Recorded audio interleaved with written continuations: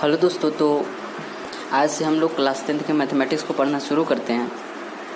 तो सबसे पहले तो हम लोग मैथमेटिक्स सिलेबस को देख लेते हैं ना कि कौन कौन सा चैप्टर है। तो जैसा कि यहाँ पर फर्स्ट चैप्टर है वास्तविक संख्या, बहुपद, फिर उसके बाद 2 चर वाले रैखिक समीकरण, द्विघात समीकरण, समांतर श्रेणी, त्रिभुज, निर्देशांक ज्यामिति।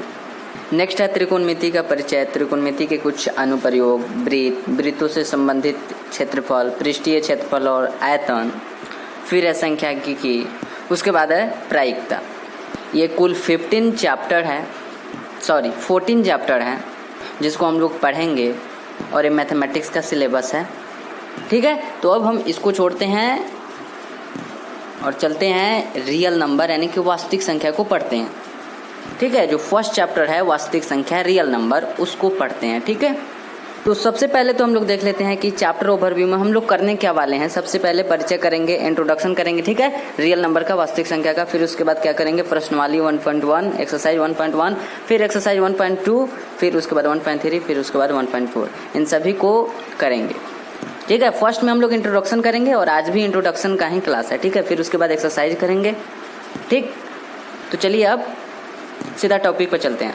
तो सबसे पहले हम आपको ये बताना चाहते हैं कि जो रियल नंबर्स चैप्टर है, जो वास्तविक संख्या चैप्टर है, तो देख रहे हैं कि इसमें भी संख्या लगा हुआ है। जो वास्तविक संख्या है ना, उसमें भी संख्या लगा हुआ है। इसका मतलब है कि हमें संख्याओं के बारे में थोड़ा और इन्फॉर्मेशन, जानकारी होना चाहिए। ठीक है, उसमें संख्या के बारे में ही पढ़ना होगा। इसका मतलब यही नहीं है कि उसमें संख्या के बारे में ही पढ़ना होगा। तो इसलिए सबसे पहले हम लोग जो क्लास 10 से पहले के क्लास में हम लोग पढ़ चुके हैं नंबर को, जिस संख्या को, उन सभी संख्याओं को हम लोग पहले एक बार रिवाइज करेंगे। ठीक, उसके बाद हम लोग वास्तविक संख्या रियल नंबर चैप्टर पर चलेंगे। ठीक, ऐसा नहीं है कि ये इम्पोर्टेंट नहीं है, बहुत ज़रूरी है, बहुत सारे चैप्टर में इसका ज़रूरी आएगा। ठीक है, तो सबसे पहले देखते हैं प्राकृत संख्या। ठीक है, इसका सिंबल n है। परिभाषा सबसे पहले देखते हैं तो 1 से शुरू होने वाली गिनती की संख्या को प्राकृत संख्या कहते हैं। कुछ नहीं है, बहुत इजी। 1 से हम जिसे हम लोग गिनती करना शुरू किए होंगे ना, काउंटिंग करना 1 2 3 4 5, वही है 1 2 3 4 5, और कहाँ तक जाएगा, इनफाइनाइट यानी कि अनंत। अनंत का सिंबल यही है, इस टाइप से अनंत का सिंबल होता है। ठीक है, तो हम लोग समझ लिए प्राकृत संख्या यानी कि जो 1 से हम लोग जो गिनती हम लोग शुरू करते हैं ना, 1 2 3 4 5, है ना, तो प्राकृत संख्या ये है। फिर उसके बाद हम लोग देखते हैं तो कुछ नोट में चीज़ है, जैसे कि प्राकृत संख्या को n से सूचित किया जाता है। यहाँ पर ही हम हमको बता दी, तो यहाँ पर वही चीज़ है, प्राकृत संख्या को n से सूचित किया जाता है। ओके, नेक्स्ट देखते हैं अगला नोट है कि सबसे छोटी जो नेचुरल नंबर है, प्राकृत संख्या है, वो कौन सा है, 1 होती है। यहाँ पर ही आप देख सकते हैं कि सबसे छोटी, शुरू जहाँ से होता है ना, वही तो सबसे छोटी है। तो सबसे छोटी नेचुरल नंबर्स प्राकृत संख्या 1 है ना, जहाँ से शुरू हुआ। और सबसे बड़ी क्या हो जाएगा, अनंत, क्योंकि अनंत तक न जाएगा। हम लोगों का गिनती, काउंटिंग कभी समाप्त हुआ है जी? हम लोग जब कभी काउंटिंग करना शुरू किए हैं तो कभी वो समाप्त नहीं हो सकता है, गिनती कभी समाप्त नहीं हो सकता। इसीलिए वो उसका सबसे बड़ी जो प्राकृत संख्या है वो अनंत है, इनफाइनाइट है। ठीक है, तो यहाँ पर सबसे बड़ी में लिख दिए हैं, सबसे बड़ी प्राकृत संख्या नेचुरल नंबर अनंत होती है। ठीक है, नेक्स्ट देखते हैं नेक्स्ट टॉपिक को। नेक्स्ट नंबर्स है पूर्ण संख्या, ओल्ड नंबर्स। तो इसको हम एग्जाम्पल के थ्रू समझते हैं। जैसा कि आप यहाँ पर देख रहे हैं, यहाँ पर राम है और यहाँ पर श्याम है। यहाँ पर राम का नाम है और यहाँ पर श्याम है। ऐसा समझिए कि ये राम है, ये श्याम है। तो जब राम ने श्याम से पूछा कि तुम्हारे पास कितने पेन है, तो श्याम ने बोला कि मेरे पास 2 पेन है। क्या बोला, थोड़ा सा एक बार और समझिए कि राम ने श्याम से पूछा कि तुम्हारे पास कितने पेन है, तो श्याम ने बोला कि मेरे पास 2 पेन है। तो श्याम ने तो 2 बोल दिया, क्योंकि श्याम को तो 2 मालूम था कि जब 2 पेन होता है तो उसे 2 बोलते हैं, है ना। अगर वही बात श्याम ने राम से पूछा कि, श्याम ने क्या पूछा राम से कि तुम्हारे पास कितने पेन है, ये श्याम जो है ना, ये पूछा राम से कि तुम्हारे पास कितने पेन है, तो राम के पास एक भी पेन नहीं था। तो राम को ये पता ही नहीं था कि एक भी पेन नहीं रहता है या फिर कुछ भी नहीं रहता है तो हम उसे क्या बोलते हैं, क्योंकि उस टाइम तक जीरो का इन्वेंशन, आविष्कार नहीं हुआ था। ठीक है, अगर हमारे पास कुछ भी नहीं है, मान लीजिए हमें जीरो मालूम नहीं है, अभी हम जो हैं हमें जीरो मालूम नहीं है, ठीक है, और हमसे कोई पूछ रहा है कि तुम्हारे पास कितने पेन है, तो मान लीजिए हमारे पास एक भी पेन नहीं है, तो हम क्या बोलेंगे, हमें तो मालूम ही नहीं है कि जीरो है और जीरो नाम का कोई चीज़ भी होता है। क्योंकि राम को पता नहीं था कि जीरो का इन्वेंशन या जीरो नाम का कोई चीज होता है, ठीक है, क्योंकि उस टाइम तक जीरो का इन्वेंशन नहीं हुआ था, ठीक है। अब चलिए हम समझते हैं सीधा परिभाषा से। तो डेफिनेशन में कहता है कि जीरो से शुरू होने वाली गिनती की संख्या को, काउंटिंग के नंबर को पूर्ण संख्या कहते हैं, ठीक है। इसके पहले वाले में क्या था, 1 से शुरू होने वाली, तो जीरो से शुरू होने वाली गिनती की संख्या को पूर्ण संख्या कहते हैं। या फिर सीधा सा हम आपको जो एग्जाम्पल बताएं कि जब तक जीरो का इन्वेंशन नहीं हुआ था तब तक यहाँ पर जीरो नहीं आता था, तब तक 1 2 3 4 5 है ना। जब जीरो का इन्वेंशन हो गया तो हो गया, इसमें जीरो इंक्लूड हो गया, जब जीरो लग गया तो ये पूर्ण संख्या बन गया। जब जीरो जब ही हम यहाँ से हटाएंगे तो क्या बन जाएगा, इधर वाला 1 2 3 4 ये सब क्या बन जाएगा, नेचुरल नंबर, प्राकृतिक संख्या बन जाएगा। जब ही जीरो इंक्लूड करेंगे तो पूर्ण संख्या बन जाएगा, ठीक है ना।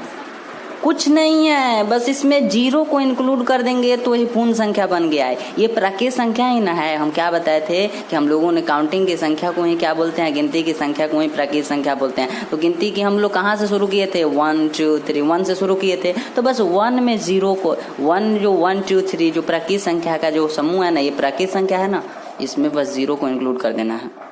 जब जीरो को इंक्लूड करेंगे तो हमारा होल नंबर प्राप्त हो जाएगा, पूर्ण संख्या प्राप्त हो जाएगा, ठीक है। ये इसका एग्जाम्पल है। नेक्स्ट देखते हैं। तो नोट में है कि पूर्ण संख्या होल नंबर को, पूर्ण संख्या को W से सूचित किया जाता है, ठीक है। ये फर्स्ट में ही था। नेक्स्ट है कि सबसे स्मॉलेस्ट जो होल नंबर्स होती है, सबसे छोटी पूर्ण संख्या, वो क्या होती है, जीरो होती है, जैसा कि यहाँ पर बताया गया है ना। हम आपको क्या बताएं, जहां से शुरू होता है वही क्या है, सबसे स्मॉलेस्ट वह नंबर है, ठीक है। तो पूर्ण संख्या यहाँ पर हम बात कर रहे हैं, तो पूर्ण संख्या सबसे छोटी स्मॉलेस्ट वो क्या हो जाएगा, जीरो हो जाएगा, ठीक। और सबसे बड़ी क्या हो जाएगा, सबसे बड़ी लार्ज नंबर पूर्ण संख्या वाला वो अनंत हो जाएगा, क्योंकि यहाँ पर भी तो है ना, लास्ट तक अनंत तक जाएगा, ठीक है। 0 1 2 3 ऐसे जाते जाते जाते जाते जाते बहुत दूर, मतलब है कि अनंत तक, ठीक है। नेक्स्ट देखते हैं। नेक्स्ट टॉपिक है पूर्णांक, इंटीजर्स, ठीक है। तो इसके बारे में हम लोग समझते हैं। पहले एक एग्जाम्पल के थ्रू समझेंगे। तो चलिए उस एग्जाम्पल को देखते हैं। फिर से हमने राम और श्याम को लिए, ठीक। राम ने श्याम से पूछा तुम्हारे पास कितने रुपए हैं, तो श्याम ने बोला कि मेरे पास 5 रुपए हैं। क्या बोला, जब राम ने श्याम से पूछा कि तुम्हारे पास कितने रुपए हैं, तो श्याम ने बोला कि मेरे पास 5 रुपए हैं।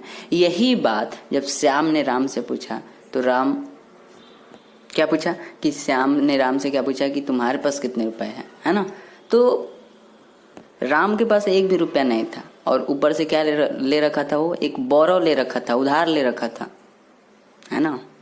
ये इसके पास 1 भी रुपया नहीं था, इसके पास 5 रुपया था, इसके पास 1 भी रुपया नहीं था, और ऊपर से एक कर्ज भी ले रखा था, बोरो ले रखा था, उधार ले रखा था, ठीक है, 1 रुपया। तो यहाँ से हम यही बताना चाहते हैं कि जो जैसे उधार यहाँ पर ले रखा है, तो यही निगेटिव नंबर को हम आपको बताना चाहते हैं कि निगेटिव डिजिट या फिर नंबर्स को बताना चाहते हैं।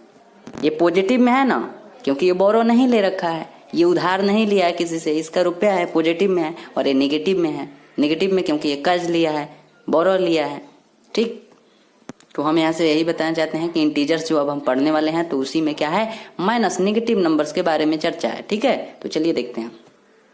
चलिए तो डेफिनेशन देखते हैं। तो डेफिनेशन में है कि होल नंबर पूर्ण संख्या और उनके नेगेटिव रूप यानी कि ऋणात्मक रूप को पूर्णांक कहते हैं, इंटीजर्स कहते हैं। क्या कहा है यहाँ पर, पूर्ण संख्या और उनके ऋणात्मक रूप, है ना। तो पूर्ण संख्या कहाँ से शुरू होता है, 0 से, और 0 से क्या जाता है, 0 1 2 3 ऐसे आगे जाता है ना। तो इसमें क्या बोला है उसका, उनके ऋणात्मक रूप, मतलब इसके ऋणात्मक रूप को ही पूर्णांक कहते हैं। समझ रहे हैं बात को, पूर्णांक क्या बोला है, पूर्ण संख्या। तो पूर्ण संख्या यहाँ पर हो गया 0 1 2 3, फिर इसके बाद क्या बोला, उनके ऋणात्मक रूप, मतलब इसी के ऋणात्मक रूप, पूर्ण संख्या के ऋणात्मक रूप। तो यहाँ पर ऋणात्मक रूप -1 -2 -3, तो यही क्या है, पूर्णांक है, इंटीजर्स है। एक बात बताएं कि यहाँ पर प्राकृत क्यों नहीं लिया, क्योंकि प्राकृत इसलिए नहीं लिया क्योंकि प्राकृत 0 से शुरू नहीं होता है, प्राकृत तो 1 से शुरू होता है। नेचुरल जो नंबर होते हैं प्राकृत संख्या वो 1 से शुरू होता है, 0 से नहीं, इसलिए यहाँ पर प्राकृत नहीं लिया। इसीलिए यहाँ पर परिभाषा में डेफिनेशन बताया गया पूर्ण संख्या, क्योंकि पूर्ण संख्या 0 से शुरू होता है, तो 0 से हो गया ना, और क्या उसके ऋणात्मक रूप, तो ऋणात्मक रूप इधर हो गया, ठीक है। यही क्या है, इंटीजर्स है, ठीक है। एग्जाम्पल में है, सॉरी एग्जाम्पल तो हो गया। अब यहाँ पर है कि पूर्ण संख्या को जेड से सूचित किया जाता है, ठीक है। सबसे छोटी पूर्ण संख्या क्या होती है, सॉरी पूर्णांक क्या होती है, माइनस इनफाइनाइट यानी कि माइनस अनंत होती है, जैसे इधर है माइनस में, ठीक है। निगेटिव की तरफ निगेटिव और पॉजिटिव की तरफ पॉजिटिव, ठीक है। इधर जाएगा तो निगेटिव की तरफ, इधर जाएगा तो पॉजिटिव की तरफ। तो हमसे क्या पूछा है कि क्या पूछा है यहाँ पर, सबसे छोटी है ना, तो सबसे छोटी क्या हो जाएगा, इधर इधर जाएगा, इधर जाएगा, जाते जाएगा। तो कितना जाएगा पीछे, कितना जाएगा निगेटिव, तो माइनस अनंत। कितना जाएगा, ऐसे तो जाते जाएगा -4 -5 ऐसे जाते जाते कितना जाएगा, तो हमने क्या लिख दिया, माइनस अनंत, माइनस इनफाइनाइट। इसी टाइप से सबसे बड़ी में तो प्लस इनफाइनाइट, ठीक है। इसके आगे भी तो जाते जाएगा 0 1 2 3, क्योंकि पूर्ण संख्या बोला तो पूर्ण संख्या समाप्त होने वाला है, वो भी तो इनफाइनाइट है, अनंत है, ठीक है। आई होप ये भी क्लियर होगा। तो नेक्स्ट देखते हैं। नेक्स्ट में क्या है, नोट में है कि डेसिमल यानी कि दशमलव वाली संख्या 4.5 5.4 पूर्णांक जो है ना, पूर्णांक संख्या नहीं होती। अभी हम लोग पूर्णांक संख्या पढ़ रहे हैं तो पूर्णांक संख्या नहीं होती है। जो दशमलव वाली संख्या होती है वो पूर्णांक संख्या नहीं होती है। ये जो नंबर होती है ना, जैसे 4.5 5.4, ये सब क्या होती है, रेशनल नंबर, वास्तविक संख्या होती है, ठीक है। सॉरी, रेशनल नंबर यानी कि परिमेय संख्या होती है, ठीक है। जो डेसिमल वाला जो संख्या होता है ना, दशमलव वाला, वो सब क्या होता है, परिमेय संख्या। तो जब हम लोग परिमेय संख्या पढ़ेंगे तो हम बताएंगे कि परिमेय संख्या कैसे होती है। बट यहाँ पर आपको ध्यान रखना है कि जो भी डेसिमल वाला नंबर होगा वो सब क्या होगा, इंटीजर्स नहीं होगा, पूर्णांक नहीं होगा, ठीक है। आई होप क्लियर होगा। तो जो अभी हम पढ़े हैं उसका आप स्क्रीनशॉट ले लीजिए। सबसे फर्स्ट में हम लोग ये वाला पढ़े थे, ठीक है, चैप्टर के नेम, ओके, हो गया ना। नेक्स्ट देखते हैं। फिर उसके आगे का यहाँ पर चैप्टर है, ओके, बढ़ते हैं आगे। फिर उसके बाद रियल नंबर के बारे में हम लोग क्या क्या चैप्टर ओवरव्यू में, इसका स्क्रीनशॉट लीजिए, ठीक है। नेक्स्ट देखते हैं। उसके बाद हम लोगों ने क्या किए थे, प्राकृत संख्या के बारे में चर्चा किए थे, ठीक है। तो यहाँ पर प्राकृत संख्या के लीजिए जल्दी से, ओके। उसके नेक्स्ट में यहाँ पर है, ठीक है, पूर्ण संख्या होल नंबर के बारे में, ओके, हो गया ना अभी। फिर उसके बाद यहाँ पर है उसी का, और फिर उसके बाद यहाँ पर इंटीजर्स के बारे में बताए थे, ठीक है, ये भी हो गया ना। उसके बाद में हमने उसका डेफिनेशन के बारे में बताया था, तो इसका भी जल्दी से लीजिए, ओके, हो गया ना, ठीक है। उसी का थोड़ा सा यहाँ पर था, ठीक है, इसको भी ले लीजिए, ठीक है। तो अब मिलते हैं नेक्स्ट क्लास में। बस आपको क्या क्या करना है, सबसे पहला करना है आपको नोट्स बनाना है, फिर उसके बाद प्रैक्टिस करना है, फिर उसके बाद होमवर्क करना है। तो होमवर्क आज नहीं मिला है, कोई बात नहीं, बट आपको 2 काम करना है अभी। होमवर्क, सॉरी, क्या करना है, नोट्स बनाना है, प्रैक्टिस करना है, ठीक है। तो मिलते हैं नेक्स्ट क्लास में। Thank you.